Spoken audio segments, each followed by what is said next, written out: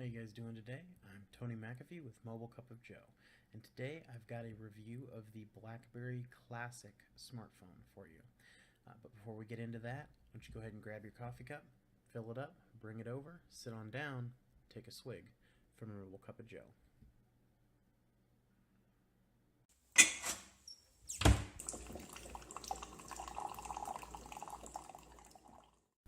Having not used a BlackBerry since the Curve series, even though the Classic is still just plastic and rubber, the older familiar BlackBerry Curves were nowhere near the build quality and design language of the new BlackBerry Classic.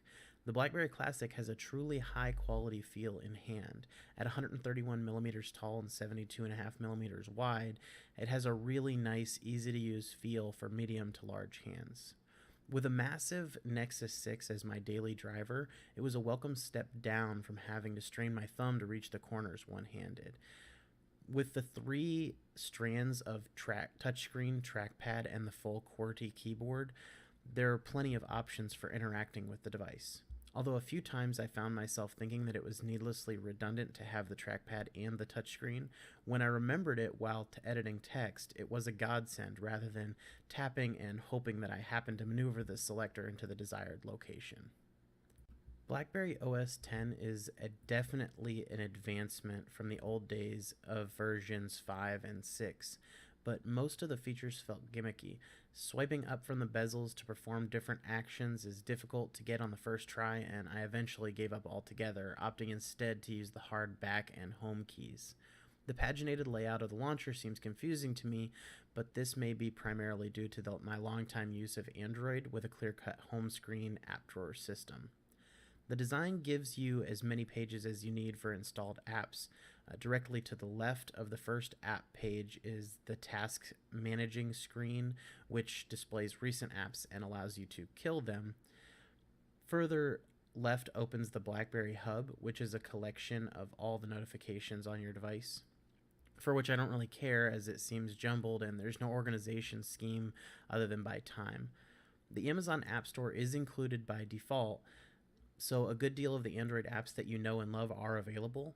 The most annoyingly absent apps are any Google services. So some things you might be able to sideload, but anything which requires Google Play services won't work properly. So if, like myself, you live and work on Google Hangouts, BlackBerry OS X devices might not be for you. The 8 megapixel camera on the back of the BlackBerry Classic is good, not great, but respectable. The only thing that I found absolutely reprehensible about the camera was that for some reason BlackBerry decided that the default photo and video aspect ratio should be 1:1.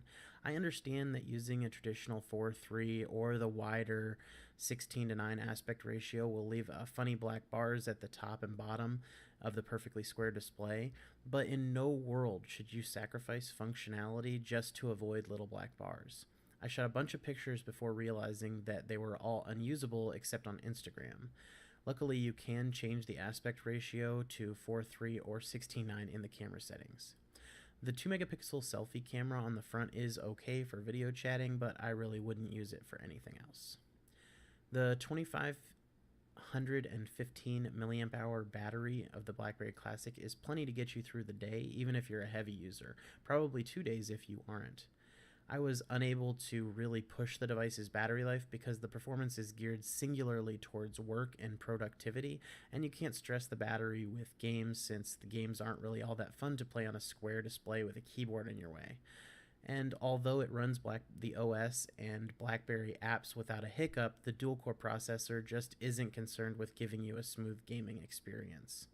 Overall, if you want a keyboard and a touchscreen and you aren't too invested in Google's ecosystem of apps and services, the BlackBerry Classic could be the device you're looking for. What do you viewers think about the BlackBerry Classic? So that about wraps it up for our review of the BlackBerry Classic smartphone from at&t. Let us know what you think in the comments below. If you have any questions we didn't adequately answer in the review, just let us know. #MCOJBrew on any of our social networks, and we'll be happy to get back with you. Thanks for watching Mobile Cup of Joe.